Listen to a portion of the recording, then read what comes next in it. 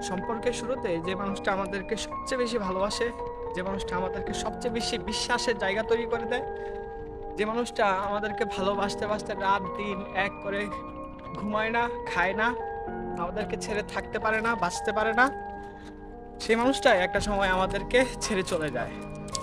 আমাদেরকে বুঝতেও দেয় না আমরা কখন তার মন থেকে উঠে গেছি।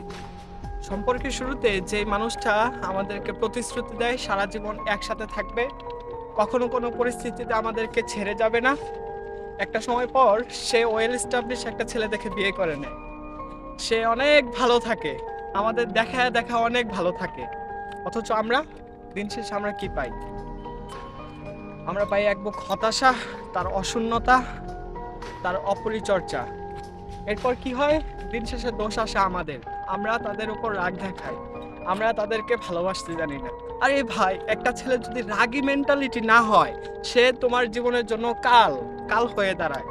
তোমাকে আজকে যদি একটা রিক্সায় কেউ ইফটিজিং করে, গে মোখা ছেলেটা যার রাগ নাই, সে কখনোই তোমাকে বাঁচাতে আসবে না। সে তাকে সরি বলবে যে ভাইয়া মাফ করে দেন, এই মানুষটা হয়তো ভুল ভুল করছে। আর একটা রাগী মেন্টালিটির ছেলে, সে কখনোই তোমাকে কোনো পরিস্থিতিতে একা ছাড়বে না। কেউ কিছু বলার আগে তার চোখ দুটো টান দিয়ে খুলে ফেলবে।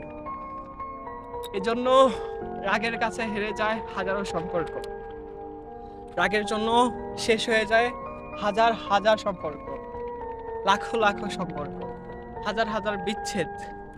অথচ এই রাগের আড়ালের ভালোবাসাটুকু দেখার সাধ্য নারী তোমার নাই। একটা সময় বুঝবা, ঠিক বুঝবা, যখন এরকম পরিস্থিতিতে পড়বা, যখন দেখবা যে চারদিকটা অন্ধকার। এই রাগী মানুষটার মতো তোমাকে কেউ কখনোই দ্বিতীয়বার ভালোবাসতে পারবে না।